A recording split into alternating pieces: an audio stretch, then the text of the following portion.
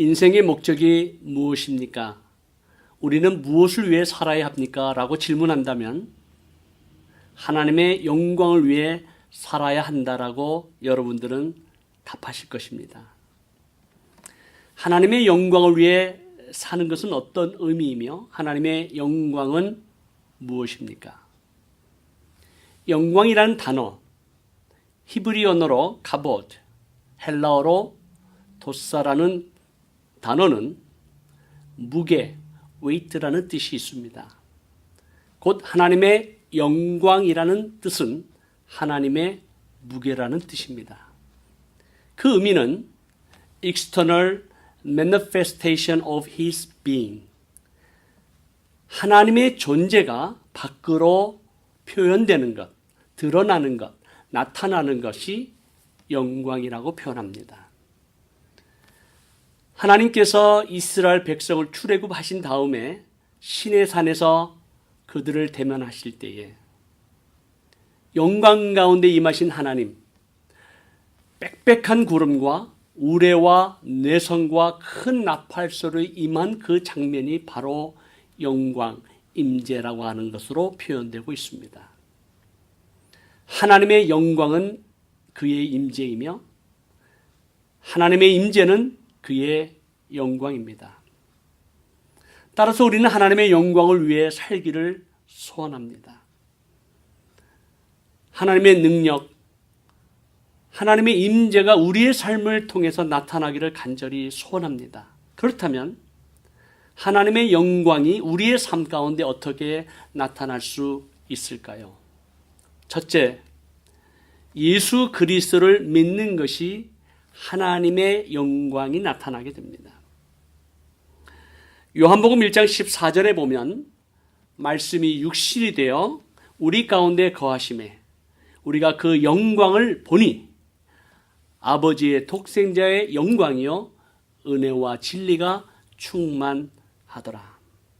예수 그리스도가 바로 하나님의 영광입니다. 고로 예수 그리스도를 믿는 것이 하나님의 영광을 보게 되는 것이요 하나님의 임재를 경험하게 되는 것입니다. 따라서 예수 그리스도를 믿지 아니한다면 하나님의 영광을 볼 수도 없고 그의 존재를 느낄 수도 없고 그의 임재를 체험할 수도 없습니다. 왜냐고요? 우리는 죄인이기 때문에 그렇습니다. 성경은 말하기를 모든 사람이 죄를 범하였음에 하나님의 영광에 이르지 못한다라고 선포하고 있습니다. 예수 그리스도를 믿지 아니하면 하나님의 존재를 알 수도 없고 볼 수도 없고 체험할 수도 없습니다. 그렇기 때문에 하나님의 영광은 예수 그리스도를 믿음으로 나타나고 드러나게 되는 것입니다.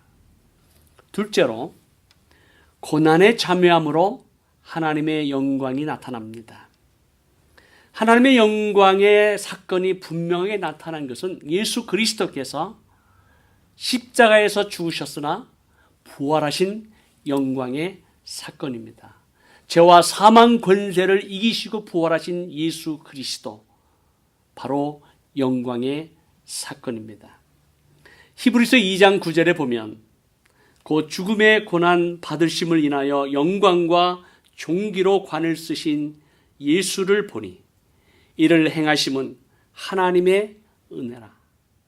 이어 10절에 그러므로 만민이 그를 위하고 또한 그로 말미암은 이가 많은 아들들을 이끌어 영광에 들어가게 하시는 일에 그들의 구원의 창시자를 고난을 통하여 온전하게 하심이 합당하도다.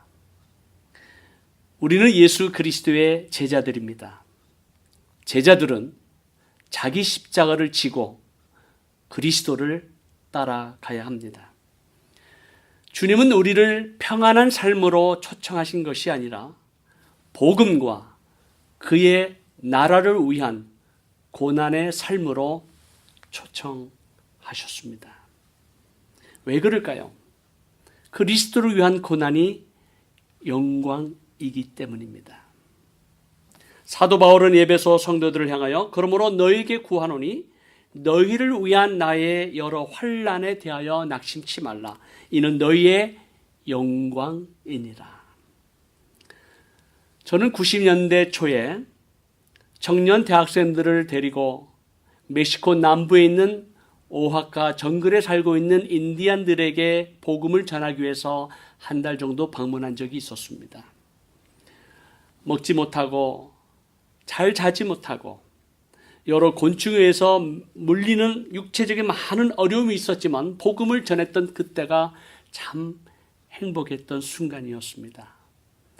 그때 은혜를 많이 받고 하나님의 영광을 보고 하나님의 임재를 체험한 많은 젊은이들이 주의 종으로 헌신했습니다.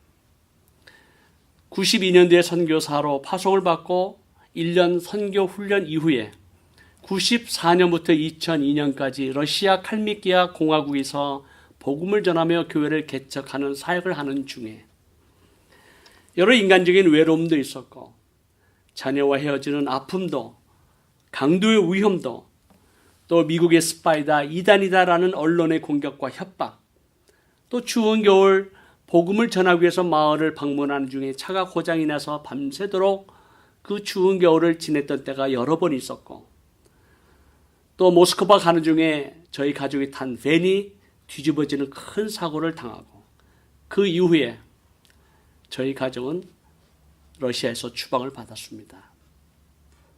그리고 2002년부터 2014년까지 터키로 부르심을 받은 저희는 새로운 언어를 배우고 새로운 문화를 적응하고 이슬람권에서 복음을 전한다라고 하는 것은 결코 쉬운 일은 아니었습니다.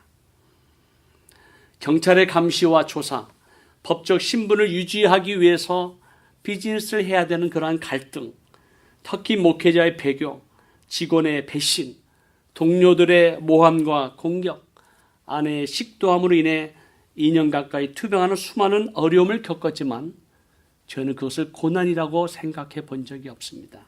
왜냐고요? 고난을 넉넉하게 이기게 하시는 성령의 능력 가운데 하나님의 영광을 보았고 그의 임재를 체험했기 때문입니다. 저는 터키와 이슬람권에서 사역하시는 22 유닛의 선교사님들 그리고 38 유닛의 현지 교회 개척자와 난민교회 개척자들을 섬기면서 그들을 파송하고 후원하는 교회들을 연결하는 브릿지 역할을 감당하고 있습니다. 터키에 있는 아프간, 이란, 이라크, 시리아 난민들 가운데 성령의 역사가 일어나고 있습니다. 그리스도의 복음 때문에 핍박과 고난 중에 있는 크리스찬 난민들의 삶의 현장으로 달려가는 또 하나의 이유는 그들의 삶 가운데 하나님의 영광을 보고 그들의 삶 가운데 나타나는 그의 임재를 체험하기 때문입니다. 사랑하는 기도 동역자님, 2019년 4월 22일부터 5월 1일까지 터키와 이집트와 이라크, 북이락에 있는 쿠르디스탄에서 복음을 전하며 교회를 개척하는 사역을 돕게 됩니다.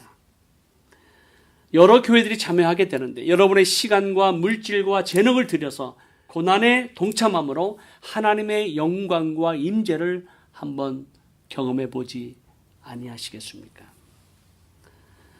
비록 그 땅으로 갈 수 없지만 하나님 보좌 앞에 금양로에 기도를 가득 쌓아 올리기 위해서 기도 모임에 한번 참여해 보시지 아니하시겠습니까? 잃어버린 영혼을 위한 하나님 아버지의 마음을 안고 그들이 빛의 나라로 영광의 나라로 진리의 나라로 들어오도록 영적 전쟁을 하는 씨름하는 그러한 시간을 드리고 우리의 삶을 헌신하는 그러한 고난의 삶으로 우리의 삶을 드린다면 우리는 하나님의 임재를 경험하게 될 것입니다. 오직 너희가 그리스도의 고난에 참여하는 것으로 즐거워하라. 이는 그의 영광을 나타내실 때 너희로 즐거워하고 기뻐하게 하려 하심이라. 너희가 그리스도의 이름으로 욕을 받으면 복 있는 자로다. 영광의 영, 곧 하나님의 영이 너희 위에 계심이라. 예수 그리스도를 위한 고난의 삶으로 우리의 삶을 드린다면 영광의 영, 하나님의 영이 우리 위에 계실 것입니다. 사랑하는 기도 동역자님, 우리는 그리스도의 핏값으로 사신 바 되었기에 우리의 몸을 하나님의 영광을 위해서 드려야 합니다. 우리가 먹든지 마시든지 살든지 죽든지 무엇을 하든지 하나님의 영광을 위하여 존귀하게 쓰임받는 여러분과 가정과 자녀들 되시기를 주님의 이름으로 축복합니다. 감사합니다.